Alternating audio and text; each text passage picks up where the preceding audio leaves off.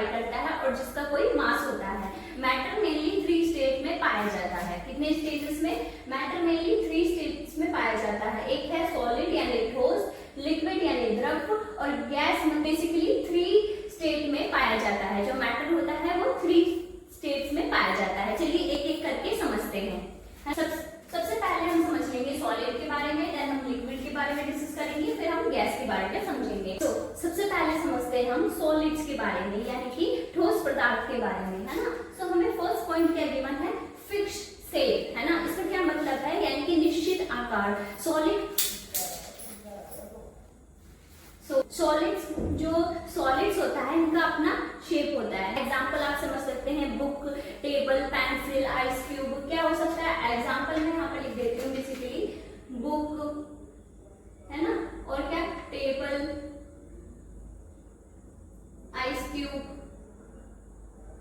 है ना। ये सब क्या है? बेसिकली सॉलिड्स होते हैं ना। चाहे आप बुक को किसी भी कंटेनर में रखो, उसका शेप नहीं बदलेगा। उसका जो शेप होता है वो कैसा होता है? बेसिकली फिक्स्ड शेप होता है। सेकंड पॉइंट हमें गिवन है फिक्स्ड वॉल्यूम, यानी कि निश्चित आयतन। सॉलिड्स का वॉल्यूम भी फिक्स्ड होता है ना। तो एग्जांपल आप समझ सकते हैं 1 kg आयरन ब्लॉक का वॉल्यूम सेम रहेगा, है ना। थर्ड पॉइंट क्या गिवन है हमें? Can not be compressed. So basically जो सॉलिड्स होता है यानी कि जो ठोस पदार्थ होता है वो कंप्रेस नहीं हो सकता, है ना। सॉलिड के पार्टिकल्स बहुत आसपास होते हैं। एग्जांपल आप समझ सकते हैं स्टोन को दबाने पर उसका साइज नहीं बढ़ता। बेसिकली जो पार्टिकल्स होते हैं वो कैसे होते हैं? वो टाइटली पैक्ड होते हैं। और क्या होता है? पार्टिकल एक दूसरे से स्ट्रांगली अटैच होते हैं। वो सिर्फ अपनी जगह पर थोड़ा वाइब्रेट करते हैं। चलिए एक एग्जांपल के थ्रू समझते हैं। क्लासरूम की बेंचेस को इमेजिन करो। सब बेंचेस एक फिक्स पोजीशन पर रखी होती हैं। ये सॉलिड पार्टिकल्स की तरह बिहेव करती हैं। सो आई होप आपको सॉलिड यानी कि ठोस पदार्थ के बारे में सभी पॉइंट्स क्लियर हो गए। सो अब हम डिस्कस करते हैं बेसिकली लिक्विड्स के बारे में, है ना। फर्स्ट पॉइंट क्या गिवन है? No fixed shape, fill their containers from bottom up. So basically जो liquids होते हैं इसमें हमें फर्स्ट पॉइंट क्या गिवन है? नो फिक्स शेप, है ना। सो इसमें लिक्विड का अपना शेप नहीं होता। ये जिस कंटेनर में भी रखा जाता है वो उसका शेप ले लेता है। सो चलिए एग्जांपल के थ्रू समझते हैं। वाटर बोतल में बॉटल का शेप और ग्लास में ग्लास का शेप ले लेता है।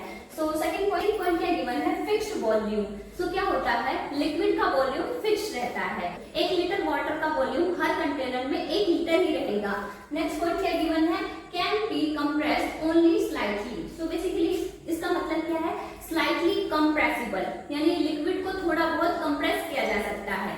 सो लास्ट पॉइंट यहाँ पर गिवन है particles are held together very weakly and move around. So particles are weakly held together, यानी कि पार्टिकल्स के बीच अट्रैक्शन कम होता है, इसलिए पार्टिकल्स मूव कर सकते हैं। लाइक एग्जांपल के थ्रू समझते हैं। स्कूल असेंबली में स्टूडेंट्स को इमेजिन करो। स्टूडेंट आसपास हैं लेकिन चल भी सकते हैं। ये लिक्विड पार्टिकल्स की तरह बिहेव करते हैं। सो आई होप ये सभी पॉइंट्स आपको क्लियर हो गए। डिस्कस करते हैं हम गैस के बारे में। सो यहाँ पर हमें फर्स्ट पॉइंट क्या गिवन है? नो फिक्स शेप और वॉल्यूम। सो क्या होता है? बेसिकली गैस का कोई फिक्स शेप नहीं होता, है ना। नो फिक्स वॉल्यूम, और इसका कोई फिक्स वॉल्यूम भी नहीं होता। गैस पूरे कंटेनर में स्प्रेड हो जाती है। चलिए एक एग्जांपल के थ्रू समझते हैं। एयर बलून्स के अंदर पूरी जगह फिल कर लेती है।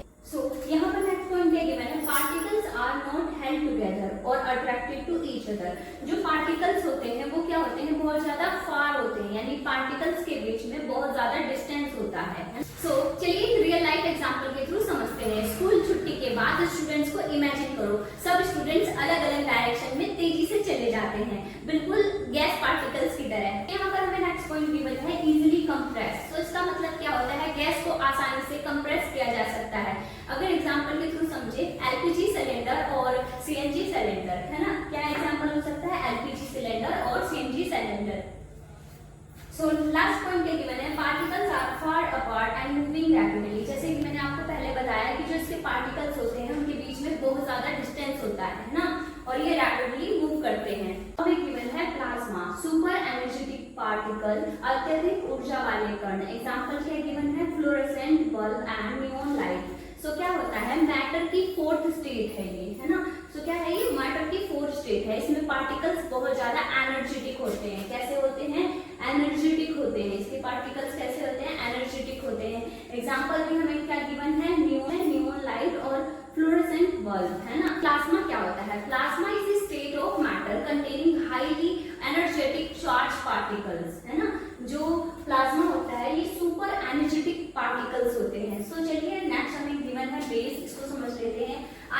condensate cool gas at extremely low density at very low temperature. Given है base Einstein condensate. So इसमें क्या है बेसिकली मेटल्स की फिफ्थ स्टेट है. ये कौन सी स्टेट है? ये बेसिकली मैटर की फिफ्थ स्टेट है ना.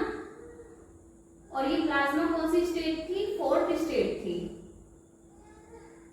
तो ये कौन सी स्टेट है? ये फिफ्थ स्टेट है. तो ये बहुत ही कम टेम्परेचर नियर 273 डिग्री सेल्सियस पर बनती है. पार्टिकल्स एक साथ एक ही पार्टिकल की तरह बिहेव करते हैं. सो आई होप ये सभी पॉइंट्स आप क्लियर हो गए. अगर कोई डाउट है तो प्लीज कमेंट सेक्शन में बताइए. और अगर आपको सीटेट के पेड नोट्स चाहिए तो आप हमारे व्हाट्सएप नंबर पे कांटेक्ट कर सकते हैं. और अगर आपको ये वीडियो हेल्पफुल लगी हो तो वीडियो को लाइक करें, शेयर करें और चैनल को सब्सक्राइब करना ना भूलें. मिलते हैं नेक्स्ट वीडियो में. Thank you.